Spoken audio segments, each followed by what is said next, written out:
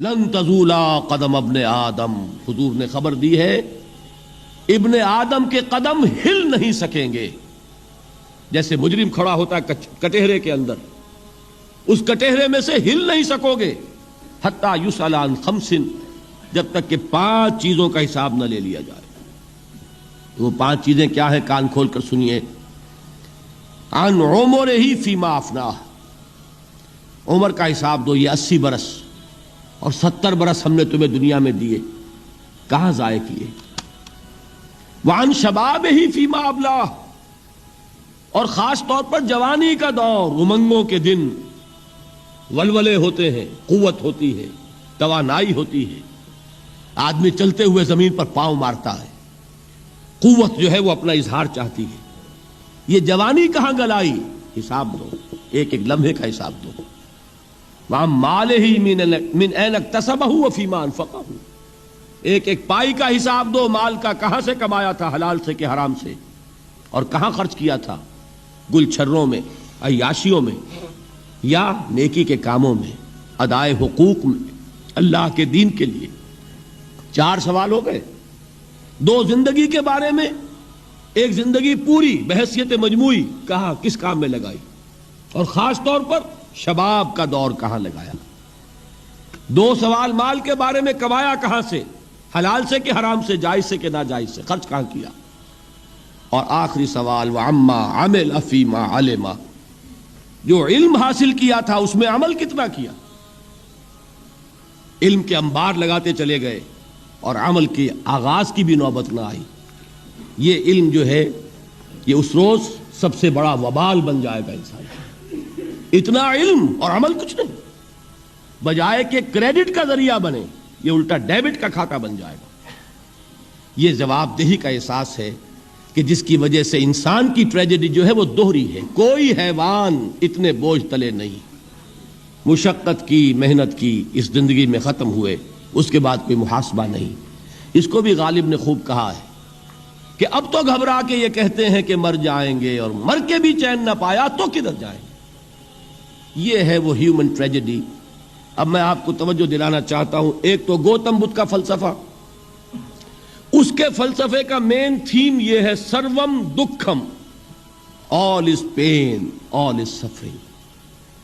اور اس نے جو بھی اپنی محنت کی یہ تو اللہ ہی بہتر جانتا ہے کہ اسے بعد میں ملا کیا اور کیا نہیں ملا.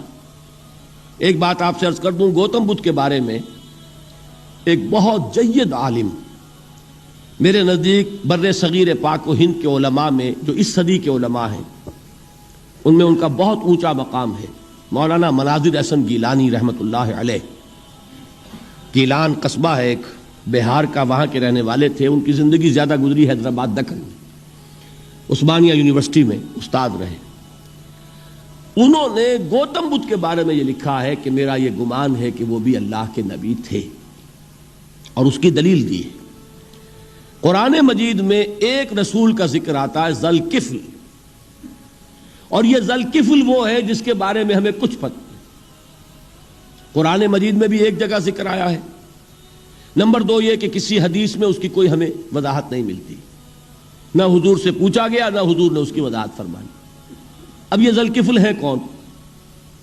تورات میں جو نبیوں کے نام آتے ہیں ان میں سے کسی نبی کا نام ذوالکفل کے آس پاس نہیں بنتا کہ یہ سمجھا جائے کہ یہ اس نام کی بگڑی ہوئی یا بدلی ہوئی شکل بن گئی ہے.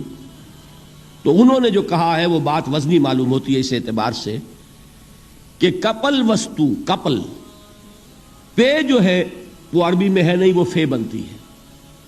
تو ذوالکفل کے معنی کفل والا، اور یہ کفل جو ہے کپل، کپل والا، جس کو ہم کہتے ہیں کپل وستو کا شہزادہ. تو انہوں نے یہ کہا ہے کہ گوتم بدھ کے بارے میں یہ خیال، یہ میں عرض کر دوں کہ اس کو ہم یقین سے نہیں کہہ سکتے، یہ ان کا گمان ہے، خیال ہے، واللہ عالم کہیں گے ہم، لیکن امکان ضرور موجود ہے. قرآن کہتا ہے وَلِكُلِّ قَوْمٍ ہَادٍ، ہم نے ہر قوم میں ہادی بھیجے. وَإِن مِّن قَرْيَةٍ إِلَّا خَلَا فِيهَا نَذِيرٌ، کوئی بستی ایسی نہیں دنیا میں جس میں کوئی نہ کوئی خبردار کرنے والا نہ آیا ہو. تو یہ ممکن نہیں ہے کہ وہاں نبی نہ آئے ہوں، لیکن ان کی تعلیمات اتنی بدل گئی ہیں کہ ہم ان کو پہچان نہیں سکتے. حضرت مسیح علیہ السلام کی تعلیمات اگر عیسائیوں سے ہم سمجھیں تو کبھی بھی انہیں اللہ کا نبی نہیں مان سکتے. یہ تو قرآن مجید نے آ کر حضرت مسیح علیہ الصلوۃ والسلام کی اصل حقیقت ہمیں بتائی، ورنہ تو خدا کا بیٹا ثالث و ثلاثہ ان کو کیسے ہم مانتے ہیں؟ لیکن یہ کہ قرآن نے بتایا تو جان لیجئے ہو سکتا ہے کہ گوتم بدھ بھی اللہ کے نبی ہوں، لیکن ہو سکتا ہے کہ درجے میں کہیں گے، یقین سے نہیں کہیں۔ بہرحال گوتم بدھ نے اس دکھ، رنج، صدمہ، غم جو انسان کا مقدر ہے اس کا مشاہدہ کیا، اور پھر تپسیائیں کی، علم حاصل کیا، رشیوں منوں کے پاس گیا، اس نے کوشش کی کہ معلوم ہو سیلویشن کا راستہ کون سا ہے، اس دکھ سے نجات پانے کی کوئی سبیل بھی ہے کہ نہیں، اس غم سے، اس نجات سے، اس اندوہ سے انسان کسی طریقے سے چھوٹ سکتا ہے یا نہیں۔ اسی کو سیلویشن کہتے ہیں انگریزی میں، اسی کو ہندی میں نروان کہتے ہیں، اسی کو عربی میں نجات کہتے ہیں۔ ان النجات معلقۃ بمجموع هذه الاشیاء، میں نے امام رازی رحمۃ اللہ علیہ کے الفاظ میں آپ کو وہ لفظ بتایا، نجات کی راہ۔ اچھا، جدید فلسفوں میں جن حضرات کو دلچسپی کی بات ہے انہی کے بارے میں یہ عرض کر رہا ہوں۔ جدید فلسفوں میں بھی ایک فلسفہ ہے وجودیت، ایگزسٹانشلزم۔ آپ نے نام سنا ہوگا سارترے، یہ فرینچ فلسفر، اور اس وقت دنیا میں جو نوجوان نسل ہے وہ بہت زیادہ متاثر ہوئی ہے سارترے کے فلسفے سے۔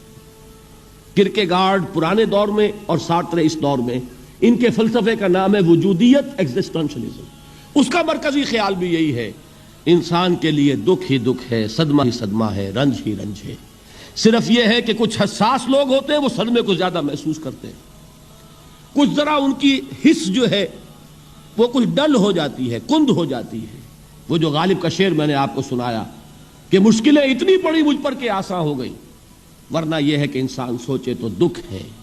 اب یہ دکھ جو ہے اس سے نجات کا کوئی راستہ بھی ہے کہ نہیں، یہ کوسچن مارک ہے، جس کا جواب ہے تیسری آیت میں الا الذین آمنوا وعملوا الصالحات وتواصوا بالحق وتواصوا بالصبر۔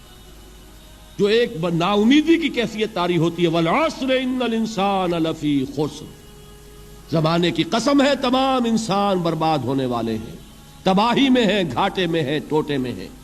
اس سے جو ایک مایوس کن صورتحال سامنے آتی ہے، اس مایوسی سے نجات دلانے والی آیت ہے تیسری آیت۔ ایک راستہ ہے، یہ امید کی کرن ہے، تباہی سے بچ سکتے ہو، ابدی بربادی وہ بربادی۔